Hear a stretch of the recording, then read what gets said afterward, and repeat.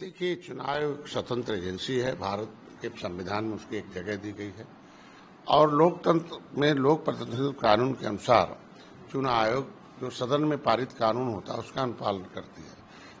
हमारी सरकार के समय चुनाव आयोग को कोई कानून बनाकर उन्हें हमने निर्देश दिया हो तब तो उस पर हम लोग जवाब दें। इसके मतलब कानून इन लोगों ने बनाया था, कांग्रेस ने लंबे समय से, उसके अनुपालन में कांग्रेस आज वो काम कर रहे हैं। तो पहले तो वो छुप जाते थे, आज वो छप रहे हैं, तो दिक्कत ही नहीं क्यों। पर इसका मतलब ये हथियार तो कांग्रेस ने बनाया था, 70 साल सत्ता में रहे, लेकिन अब वो हथियार के रूप में इनके लिए नुकसान हो रहा, तो अब तो परेशान रहेंगे। हमारी सरकार ने चुनाव आयोग को कोई कानून बनाकर निर्देश दिया हो और उससे कुछ हो तो जवाब हमारी सरकार देगी। तो जवाब तो इनको देना है, कानून तो इन्होंने बनाया था, क्यों नहीं रिव्यू किया अगर गलत था इसने 70 साल से। तो इसके मतलब आप लोग झूठा प्रचार करते हैं।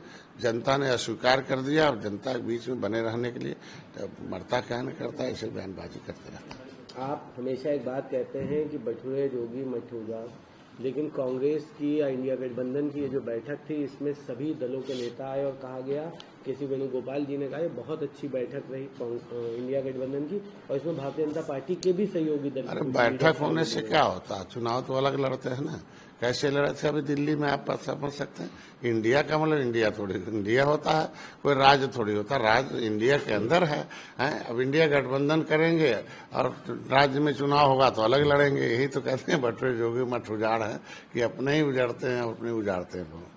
हालांकि चुनाव आयोग ने उत्तर प्रदेश के जो मुख्य निर्वाचन अधिकारी हैं उन्होंने इस पर क्लियर किया और राहुल गांधी के सभी दावों को झूठा बताया। उन्होंने कहा ऐसा कुछ भी नहीं, चुनाव आयोग एकदम निष्पक्ष और बेहतर ढंग से काम करे। हम तो चाहते हैं कि चुनाव आयोग से हम भी अपील करते हैं कि भारत के जितने भी नागरिक हों उन्हें नागरिकता अटेस्ट करा लें और जो भी ऐसे देश से उजड़े लोग हैं, जो अंग्रेजों मुगलों को लड़ने के नाते उजड़े लोग हैं, पाइपलाइन में पॉलीथीन में हैं, सड़कों पर हैं, उपेक्षित हैं, भूमिहीन, आवासहीन है, अंत्योदय जीवन जी रहे हैं, उनके पास सब कुछ नहीं है, ऐसे लोगों को एक अभियान के तहत जोड़कर उनको एक यूनिक आइडेंटिफिकेशन जारी करें जिससे कि वो एक ही जगह वोट डाल पाए और एक ही उसका फोटो अटेस्ट हो और एक जगह हो। अब तो जमाना इलेक्ट्रॉनिक का आ गया, जमाना अब हमारे पास कंप्यूटराइज हो गया। एक जगह वोट डाल दे तो फिर लाख हो जाए, दूसरी जगह वोट न डाल पाए।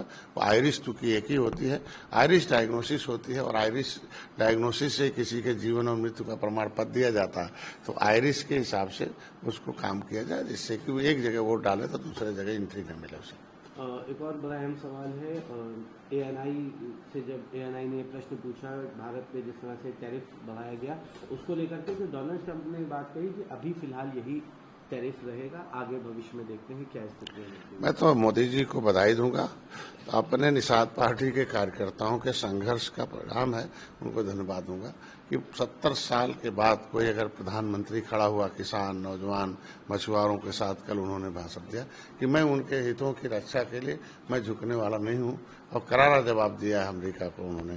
तो ये देश के नौजवान किसानों के साथ, मछुआरों के साथ रहने का एक बड़ा सा है कि इसके मतलब हम भारत के साथ खड़े। हम लोग भारत आत्मनिर्भर भारत होगा, सशक्त भारत होगा, थोड़ा दर्द होगा। ऐसा थोड़ी है कि हम कमाएंगे अमेरिका वाले बैठ के खाएंगे। हम लोग स्वदेशी की तरफ बढ़ेंगे और इस पर जोर देकर सभी लोगों को आना चाहिए। पहले स्वदेशी था ही, भारत में सारे लोग दूसरे देश के लोग कमाने, खाने या व्यापार करने आते थे। तो आज के दिन में वो कुछ रुपये विदेशियों की वजह से बर्बाद होगा। फिर से आत्मनिर्भर बनाना आवश्यक है। मैं मोदी जी को धन्यवाद देता हूँ इस जवाब के आधार पर। एक और सवाल है कि को एनसीईआरटी की पुस्तकों में अब जोड़ा गया है तो उनको भी पढ़ाया जाए। देखिए, शिक्षा का मतलब होता है कि पढ़ लिख कर पैसा कमाना नहीं। शिक्षा का मतलब, शिक्षित का मतलब होता है कि कौन हमारा नुकसान पहुंचा रहा है, कौन हमारा फायदा पहुंचा सकता है, कौन हमारा सहयोगी बन सकता है, कौन हमारा हितैषी है, कौन मित्र है, कौन दुश्मन है, कौन हमें आज के बर्बाद कर सकता है, कर रहा है। ये शिक्षा का मतलब है और ये शिक्षा स्कूल से दी जा सकती है। सरकार की जिम्मेदारी है कि किसने क्या नुकसान पहुंचाया था, कौन हमारे हितैषी रहे, कौन हमारे नुकसान पहुंचाने में दुश्मन है। ये तो सरकार की पॉलिसी है, होना भी चाहिए।